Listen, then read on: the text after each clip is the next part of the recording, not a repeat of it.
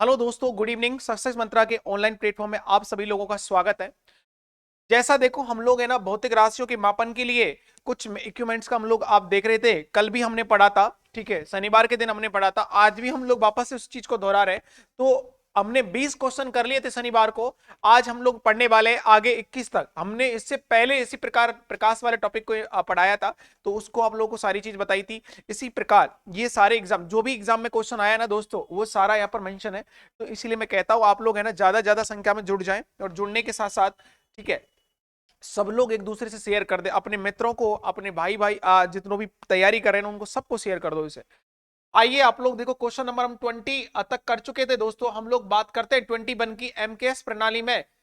ये भंग नहीं है दोस्तों, ये यंग है। इसने टाइपिंग वाला भी हमारा जोरदार है, इसे होली दिख रही है, जो भंग लिख रहा है इसमें यंग के प्रत्यास्था मापांक का गुणांक की जो इकाई होती है वो क्या है? न्यूटन पर मीटर स्क्वायर, या हमारे पास न्यूटन पर सेंटीमीटर स्क्वायर, या डाइन पर सेंटीमीटर, या डाइन पर सेंटीमीटर का स्क्वायर।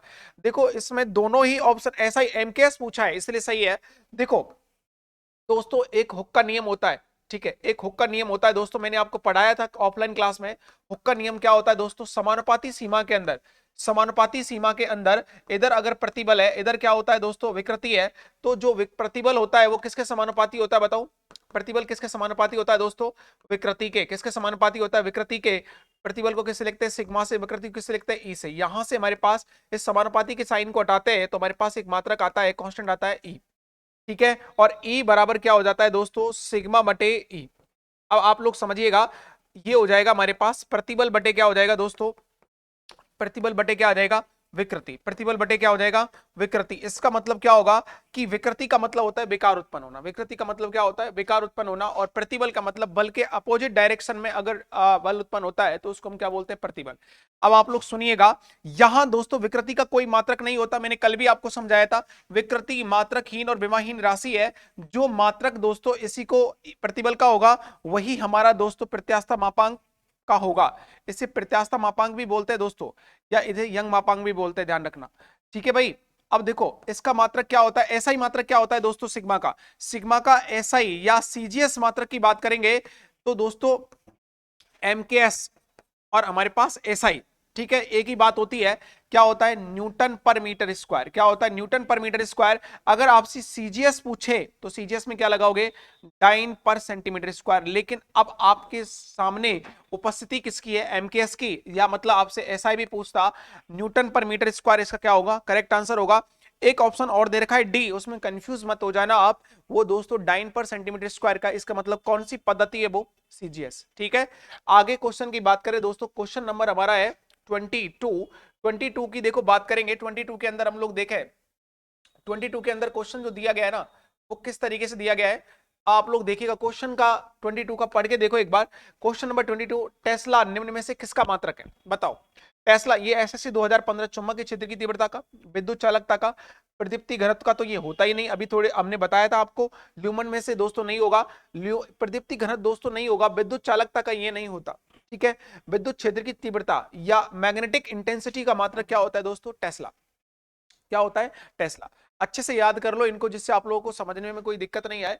आगे नेक्स्ट क्वेश्चन की बात करेंगे दोस्तों। क्वेश्चन नंबर हमारा है 23। आप बताओ, देखो 23 की बात करेंगे। एक जूल है वो बराबर होता है, देखो कार्य का जो मात्रक होता है दोस्तों वो क्या होता है? कार्य का मात्रक क्या होगा? कार्य बराबर होता है दोस्तों बल इंटू विस्थापन। बल इंटू क्या होता है? विस्थापन। बल का मात्रक क्या होता है? न्यूटन। विस्थापन का क्या होता है? मीटर। न्यूटन इंटू मीटर को मिलाने के बाद ही हम इसका क्या नाम देते हैं दोस्तों? जूल। क्या नाम देते हैं बताओ? जूल। समझ गए? इसका क्या मात्रक होगा दोस्तों? जूल होगा। ये एक तो आपको ये याद रखना है। अब जूल में अगर दोस्तों आपसे पूछे कि इसका ये तो इसका ऐसा ही, या आपसे एमकेएस पूछे तो आप आंसर क्या लगाओगे दोस्तों? ये। अगर आपसे सीजीएस मात्रक इसका पूछता है, क्या पूछता है दोस्तों? सीजीएस मात्रा अगर पूछता है तो आप आंसर क्या लगाओगे? अर्ग। और एक रिलेशन अगर पूछा जाए कि एक जूल में कितने अर्ग होते हैं? 10 की घात 7 अर्ग होते हैं। ठीक है, ये आपको दिमाग में रखना है। 10 की घात 7 अर्ग होते हैं। 10 की घात 3 अर्ग, 10 की घात 5 अर्ग, 10 की घात 11 अर्ग। तो आंसर क्या आएगा? 10 की घात 7 अर्ग। समझ गए आप? तो इसमें आंसर आप क्या लगाओगे? 10 की घात 7 अर्ग, जो कि मैंने आपको रिलेशन बता दिया। इधर की तरफ आप नोट कर सकते हो पूरा पूरा। ठीक है भाई, आगे देखिएगा। नेक्स्ट क्वेश्चन की बात करेंगे। क्वेश्चन नंबर नेक्स्ट आगे सीरीज में है हमारे, इसका स्क्रीनशॉट ले लो अगर आपको लिखना है तो। ठीक है, आगे देखो क्या है। हमारे पास दोस्तों क्वेश्चन है नेक्स्ट, पराध्वनि चाल को मापने के लिए किस मात्रक का इस्तेमाल करेंगे? तो देखो कौन सा मात्रक आएगा बताओ। ये दोस्तों पराध्वनि चाल के मापन के लिए प्रयुक्त इकाई है आरआरबी एनटीपीसी 2018। पराध्वनि चाल का मतलब क्या होता है दोस्तों? एक मैक संख्या होती है, आप लोग सुनो, एक संख्या होती है दोस्तों मैक संख्या, और मैक संख्या का फॉर्मूला जो होता है ना दोस्तों वो क्या होता है? एम बराबर होता है बी बटे सी। बी बटे सी का मतलब होता है दोस्तों ये रॉकेट का वेग होगा, ठीक है, ये क्या होगा? रॉकेट का वेग होता है दोस्तों, और ये किसका वेग होता है दोस्तों? ध्वनि का वेग। क्या होता है? ध्वनि का वेग। हम लोग जो भी तुलना करते हैं ध्वनि के वेग से करते हैं, और ध्वनि का जो वेग होता है 0 डिग्री सेंटीग्रेड पर बताओ कितना होगा? ध्वनि का वेग 0 डिग्री सेंटीग्रेड पर कितना होता है? 0 डिग्री की बात करेंगे तो ये 332 मीटर पर सेकेंड, ठीक है। और अगर 25 डिग्री सेंटीग्रेड की बात करेंगे, 25 डिग्री सेंटीग्रेड, तो वो कितना होता है? 342। 342 25 डिग्री का मतलब होता है दोस्तों सामान्य तापमान। क्या होता है दोस्तों? सामान्य तापमान, ठीक है। या रूम टेम्परेचर की बात करेगा तो आपको ध्यान रखना है, अगर पूछ ले तो आपको याद रखना है। अब आपसे कह रहा है दोस्तों अगर मेरा वैल्यू m ग्रेटर देन दोस्तों 2 रहता है तो ये क्या होता है? सोनिक। और अगर हमारे पास इसका मान ग्रेटर देन 2 हो जाएगा तो उस केस में हमारे पास सुपरसोनिक। और दोस्तों एक होता है हमारे पास m ग्रेटर देन 5 हो जाएगा तो ये होते हैं दोस्तों हाइपरसोनिक। क्या होते हैं? हाइपरसोनिक। ये हाइपरसोनिक सुपरसोनिक क्या है? ये दोस्तों फाइटर जेटों की स्पीड होती है, आपने देखा होगा राफेल आया है वो हाइपरसोनिक है, उसकी गति ध्वनि की गति से 5 गुना ज्यादा होती है। कितनी होती है? 1 सेकंड में ध्वनि कितने मीटर भागती है? 332 मीटर, समझ रहे हो? और अगर टेम्परेचर बढ़ा देंगे तो ध्वनि की चाल भी बढ़ जाती है। तो आप इसी से अंदाजा लगा सकते हो कि मैक संख्या जो होती है, मैक नंबर जो होता है वो नॉट, दोस्तों नॉट किसका होता है? जो समुद्री जहाज होता है ना, समुद्री जहाज की स्पीड, समुद्री जहाज की स्पीड मापने के लिए जो समुद्री शिप होता है, जहाज की जो चाल है उसे नापने के लिए हम किसका इस्तेमाल करते हैं? नॉट का। मैक संख्या इसमें आंसर लगेगा। हर्ट्ज किसका होता है दोस्तों? आवृत्ति का। हर्ट्ज किसका मात्रक होता है दोस्तों? आवृत्ति का। और रिएक्टर मतलब होता है दोस्तों भूकंप की तीव्रता को मापने के लिए जिस स्केल का हम लोग इस्तेमाल करते हैं, भूकंप की तीव्रता नापेंगे तो वो किसका इस्तेमाल करेंगे दोस्तों? रिएक्टर स्केल का। आप कमेंट सेक्शन में करके बताना कि किस यंत्र का हम लोग इस्तेमाल भूकंप की तीव्रता मापने के लिए करते हैं, ठीक है। एक स्केल अलग चीज है, यंत्र या एपरेटस कौन सा है वो आपको याद रखना है, ठीक है। क्वेश्चन नंबर 24 की बात करेंगे। 24 हो गया दोस्तों। नेक्स्ट क्वेश्चन पे आ जाइए आप लोग। 25 है हमारे पास। 25 क्या कहता है? देखो 25 देखिएगा आप लोग कि एसआई पद्धति में मात्रकों की संख्या कितनी होती है। आपका आंसर सभी का सही आ जाना चाहिए, एनटीपीसी 2018 में आया है। मैं बार बार आपको बता रहता हूं कि मूल भौतिक राशि कितनी होती है, बताओ मूल भौतिक राशि कितनी होती है? मूल भौतिक राशि दोस्तों कितनी होती है? 7। कितनी होती है? 7। मैंने नाम भी लिखा चुका हूं, आपको बताओ कौन कौन सी है। 7 आंसर आएगा दोस्तों इसमें सब में से। और सातों में देखो एक तो कौन सी होती है? लंबाई। एक कौन सी होती है दोस्तों? द्रव्यमान। और एक कौन सी होती है? द्रव्यमान, ताप, लंबाई, द्रव्यमान, ताप, विद्युत धारा, ठीक है, विद्युत धारा। और कौन सी होती है दोस्तों? समय। और पदार्थ की मात्रा और ज्योति तीव्रता, पदार्थ की मात्रा और ज्योति तीव्रता, ठीक है, ये आपको ध्यान रखना है। ज्योति तीव्रता, इसमें यार ये बड़ी दिक्कत होती है इस बोर्ड में, ये रोज रोज बड़ी ही दिक्कत कर देता है।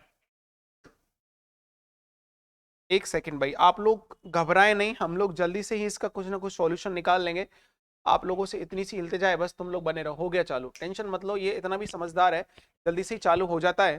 देखो वहीं से चालू होगा, ये और है, इसकी आदत है, ये परेशान नहीं करता है, ठीक है। देखो मूल भौतिक राशियों की बात करें तो हमने आंसर क्या लगाया था दोस्तों? 7, ठीक है, दैट इज करेक्ट आंसर था। तो जो मैं आपको बता रहा था कि भाई इसमें कितनी कौन कौन सी होती है? लंबाई, हमारे पास द्रव्यमान होता है दोस्तों, ऊपर क्या होती है मान के चलो? लंबाई, समय, ताप, ठीक है, विद्युत धारा, एक तो ये होती है विद्युत धारा, पदार्थ की तीव्रता, पदार्थ की मात्रा, तीव्रता नहीं पदार्थ की मात्रा। और दोस्तों एक क्या होती है?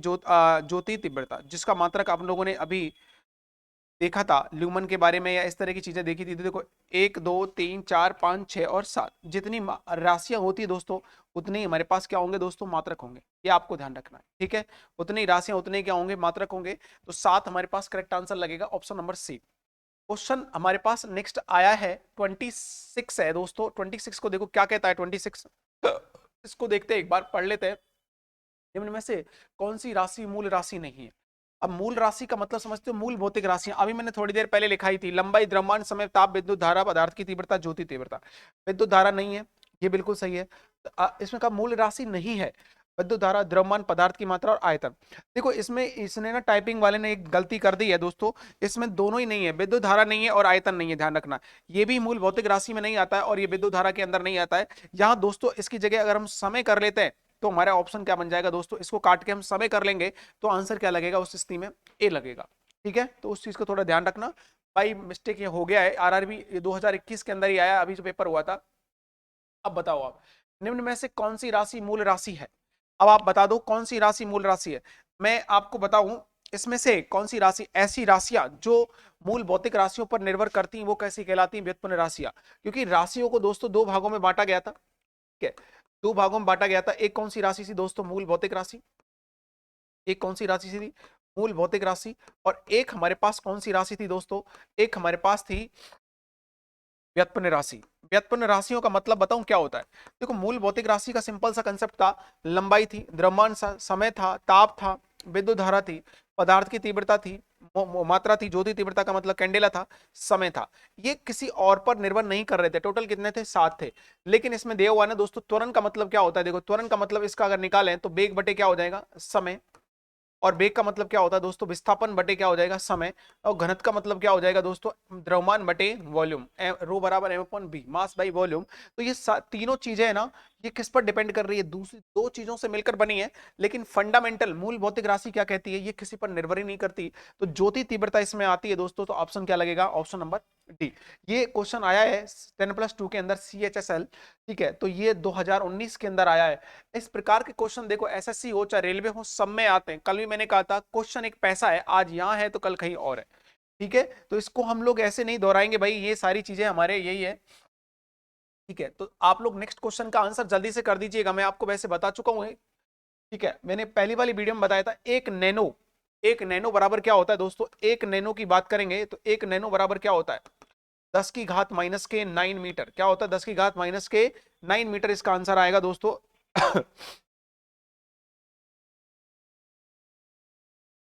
10⁹ तो इसमें ऑप्शन लगेगा दोस्तों 10⁹ वाला।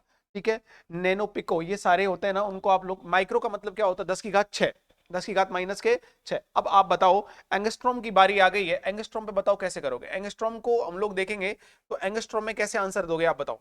एंगस्ट्रॉम की बारी अगर आ जाए तो आप आंसर क्या लगाओगे। एंगस्ट्रॉम पहले आप कमेंट सेक्शन में करके बताओ, एंगस्ट्रॉम को नापने के लिए या एंगस्ट्रॉम का जो मापन जो करते हैं हम लोग, किसका मापन के लिए करते हैं, एक एंगस्ट्रॉम। ये ऊपर लगती है दोस्तों बिंदी, इसने गलती लगा दी है। एक एंगस्ट्रॉम, एंगस्ट्रॉम नाम के एक वैज्ञानिक थे दोस्तों, इस ए के ऊपर ऐसे बिंदी लगती है, इसको हम बोलते हैं एंगस्ट्रॉम। दोस्तों ये किसके मापन के लिए इस्तेमाल की जाती है, इसका इस्तेमाल हम लोग करते हैं दोस्तों किसके लिए, इसका इस्तेमाल करते हैं तरंग धैर्य के मापन के लिए। किसके लिए करते हैं दोस्तों, तरंग धैर्य के मापन के लिए। तरंग धैर्य के मापन के लिए हम किसका इस्तेमाल करते हैं, ये हम लोग जो इस्तेमाल करेंगे दोस्तों, ये करते हैं हम लोग एंगस्ट्रॉम का।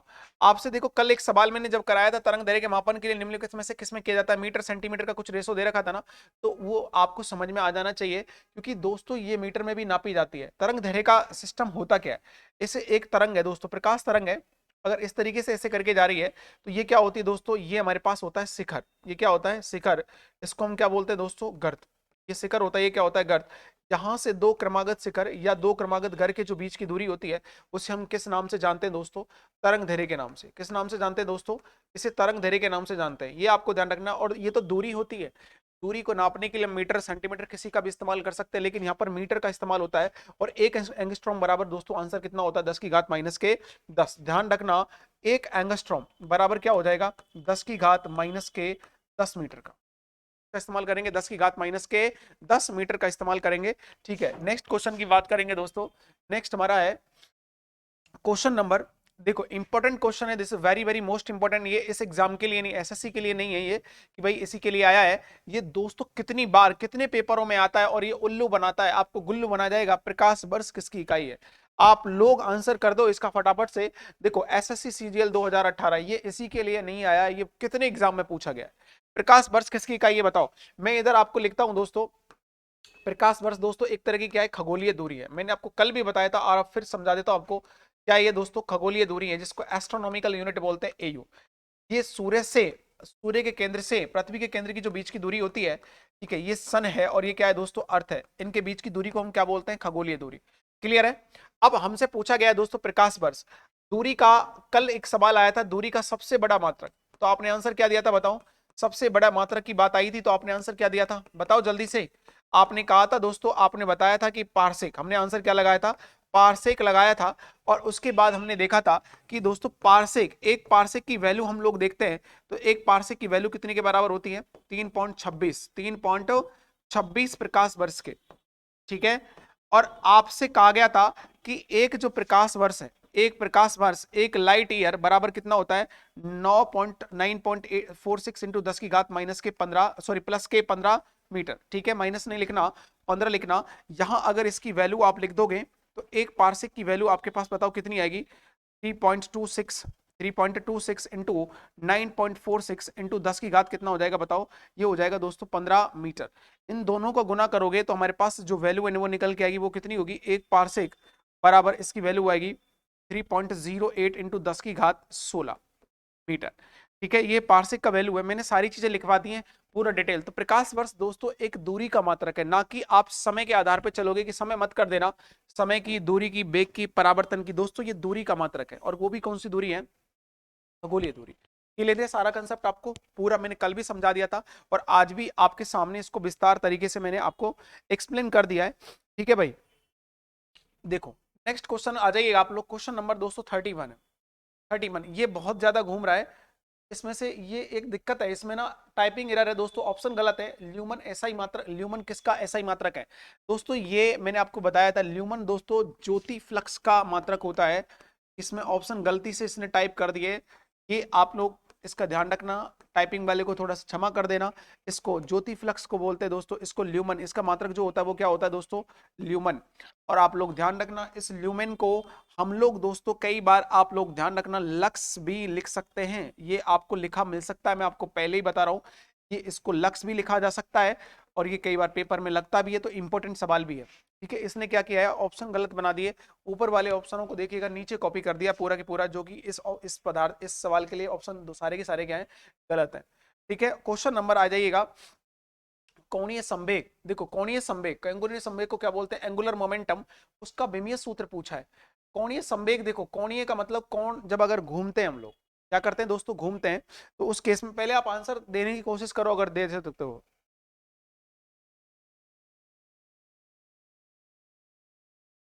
देखो कोणीय संवेग बराबर क्या होता है दोस्तों, कोणीय संवेग बराबर, वैल्यू हम लोग देखेंगे, कोणीय संवेग बराबर होगा हमारे पास रेखीय संवेग, क्या होगा, रेखीय संवेग गुना क्या हो जाएगा दोस्तों, समय, सॉरी दूरी, ठीक है। आप लोग देखो हमारे पास P इंटू क्या हो जाएगा दोस्तों, R। अब P का मान कितना है, M इंटू बी इंटू क्या हो जाएगा R। M की विमा क्या होती है दोस्तों M, B की विमा क्या होती है L T माइनस के 1, इसकी विमा कितनी होगी L। तो आप इसकी कंप्लीट विमा कितने निकालोगे, M1, एक और एक दो हो जाएंगे और हमारे पास क्या आ जाएगा T माइनस के 1। तो हमारे पास करेक्ट आंसर कितना आएगा दोस्तों, L से इसको लिखते हैं, तो आपको कहीं दिख रहा है इसमें वैल्यू आपके देखिएगा, M L1 M1 L2 T minus के 1, ये नहीं है, ये भी ये नहीं होगा दोस्तों, ये 1 1 तो होगा ही नहीं। ये संवेग की विमा होती है M1 L1 इसमें दोस्तों ये लगेगा आंसर, ठीक है। 2 नहीं है इसमें, 2 ये नहीं होगा, क्या आंसर लगेगा दोस्तों, ऑप्शन नंबर सी लगेगा हमारा, वो आपको ध्यान रखना है। कोणीय संवेग बराबर क्या होता है, रेखीय संवेग इंटू क्या होता है, दूरी, ठीक है। आरआरबी एनटीपीसी 2021, रेलवे वालों विमाओं को अच्छे से पढ़ लेना, ये ज्यादा जरूरी है, पेपर में पूछ रहे हैं, उदाहरण तुम्हारे साक्ष्य तुम्हारे सामने है, ठीक है। आगे देखिएगा क्वेश्चन नंबर हम बात करेंगे दोस्तों, क्वेश्चन नंबर 33 की बात करें, एसआई इकाइयों में कार्य एवं ऊर्जा की इकाई है, आप जल्दी से बता दो इसका आंसर। ऊर्जा एवं कार्य की इकाई क्या होती है दोस्तों, एक समान होती है, कार्य करने की क्षमता क्या कहलाती है दोस्तों, ऊर्जा, क्या कहलाती है, ऊर्जा। और मैंने आपको फिर बताया था कार्य बराबर क्या होता है दोस्तों, बल इंटू विस्थापन, बल का मात्रक न्यूटन, इसका मात्रक मीटर, दोनों को मिलाने के बाद हम क्या बोलते हैं दोस्तों, जूल। और जूल जो होता है वो दोस्तों ऐसा ही मात्रक दोनों का सेम होता है, ठीक है। ये ऊर्जा का और कार्य का दोनों का क्या होगा दोस्तों, सेम होगा। अब मैं आपको ना एक बात और बताता हूं जो काम की है, कि कार्य का दोस्तों मात्रक लिख लो, ऐसा ही मात्रक बात करेंगे तो क्या होगा, जूल। लेकिन आप लोग ध्यान रखना, ये सारी चीजें हम लोग बात करें यहाँ पे दोस्तों, इसका सीजीएस जो मात्रक होगा इसका क्या होता है, अर्घ। अब मैं आ जाता हूं इधर ऊर्जा पे, ऊर्जा की बात करेंगे तो दोस्तों इसमें हमारे पास ऐसा ही जो यूनिट होती है ना, वो क्या होता है उसका, ऐसा यूनिट तो क्या होती है दोस्तों, जूल, लेकिन इसका सीजीएस जो मात्रक होता है ना वो क्या होता है, कैलोरी। समझ गए आप? तो यहां आपको डिफरेंस नजर आएगा, तो आंसर क्या लगाओगे दोस्तों, आप जूल लगाओगे। क्या लगाओगे आप, जूल। तो थोड़ा सा इसमें कन्वर्जन देख लेना, किलोवाट वॉट। वॉट किसका मात्रक होता है दोस्तों, शक्ति का। किसका मात्रक होता है, शक्ति का। किलोवाट से कोई मतलब नहीं है। जूल दोस्तों ऐसा ही मात्रक है, सॉरी सीजीएस है। कैसा है, सीजीएस है। तो क्वेश्चन नंबर 33 का जो आंसर लगेगा वो क्या लगेगा, ऑप्शन नंबर बी, एक हॉर्स पावर। इसको थोड़ा सा छोटा करना पड़ेगा भैया अब। ठीक है, देखो एक हॉर्स पावर की बात आ रही है। पहले तो ये बताओ हॉर्स पावर किसका मात्रक होता है, हॉर्स पावर किसका मात्रक होता है, बताओ जल्दी से।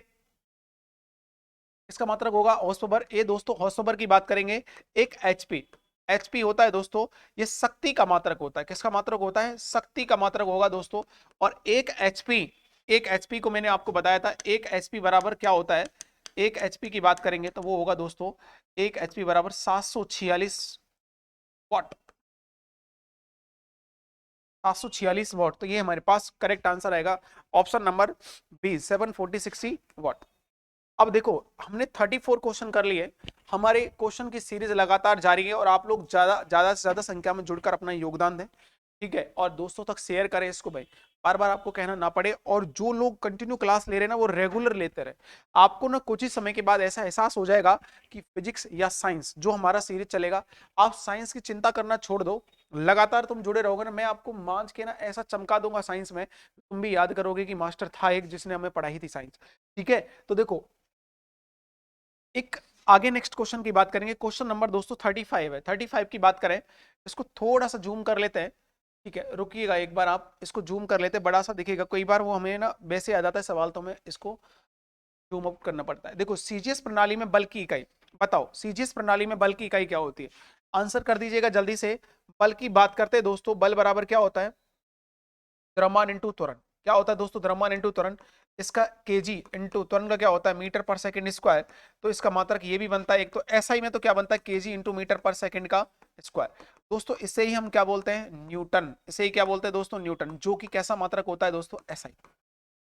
लेकिन हमसे पूछा क्या है, सीजीएस पूछा है। तो दोस्तों सीजीएस की बात करेंगे तो इसके अकॉर्डिंग चले, एम इंटू ए के अकॉर्डिंग। तो आपसे अगर ये क्या होता है दोस्तों सीजीएस में ग्राम, इसका कितना होगा, सेंटीमीटर पर सेकंड स्क्वायर। अगर ये दिया है क्या, ये नहीं दिया है। इस सबको मिलाने के बाद दोस्तों इसी को क्या बोला जाता है, डाइन। इसी क्या बोलते हैं हम लोग, डाइन, ध्यान रखना।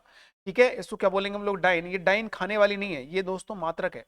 और एक न्यूटन में, एक न्यूटन में दोस्तों कितनी डाइन होती है, 10 की घात 5 डाइन।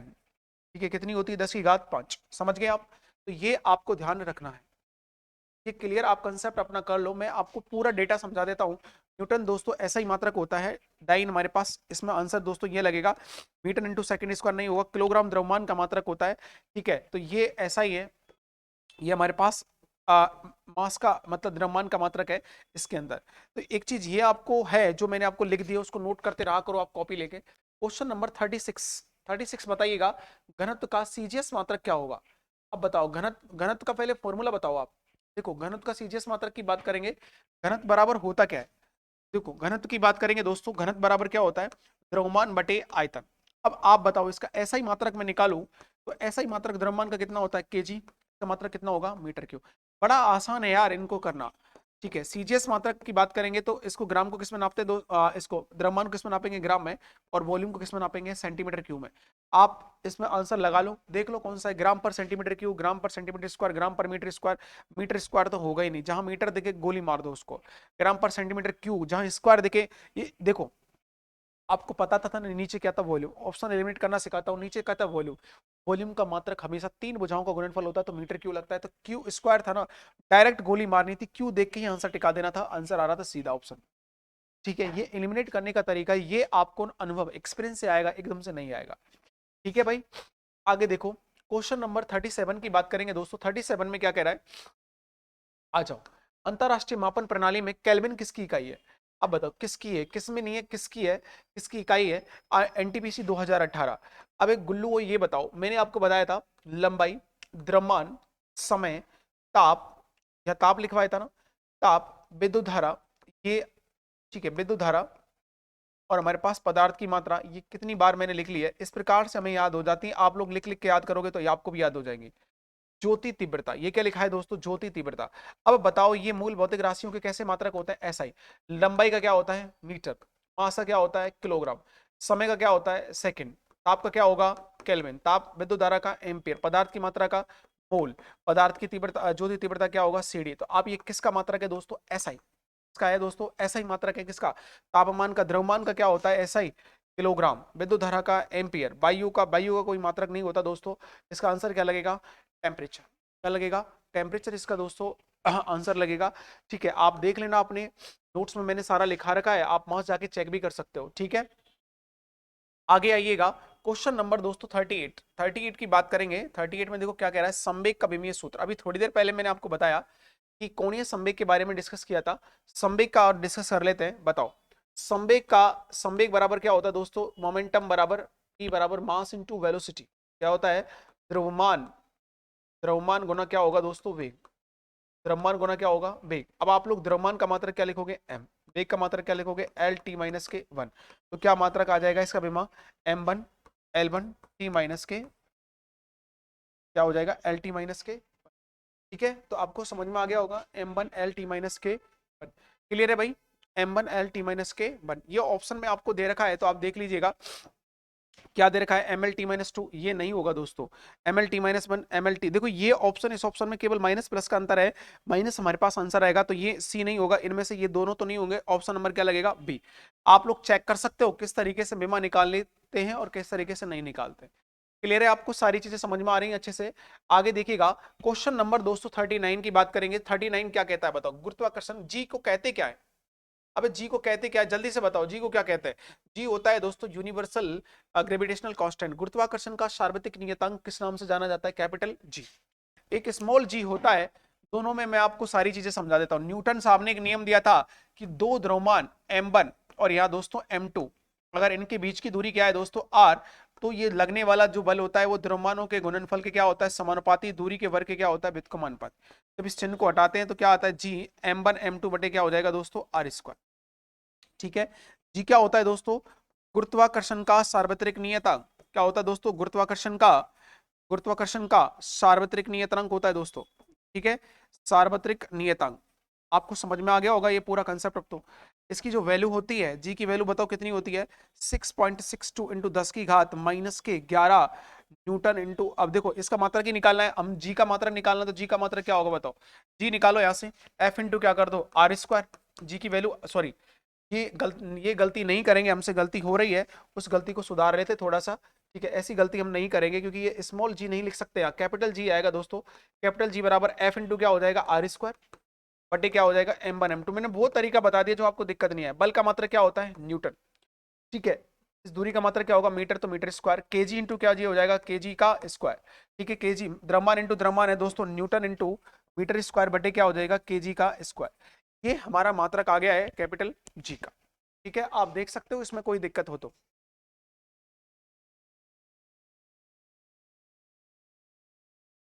ये मात्रक हमने देखो उस आधार से लिखा है जो नियम के आधार पर मैंने निकाला है। अब देखो जी होता है दोस्तों ये, और जो स्मॉल जी होता है ना उसको बोलते हैं हम लोग दोस्तों गुरुत्वीय त्वरण। क्या बोलते हैं दोस्तों गुरुत्वीय त्वरण, जिसकी वैल्यू मैंने आपको बताई थी ना 9.81, कितनी होती है 9.81 मीटर पर क्या होती है दोस्तों सेकंड का स्क्वायर।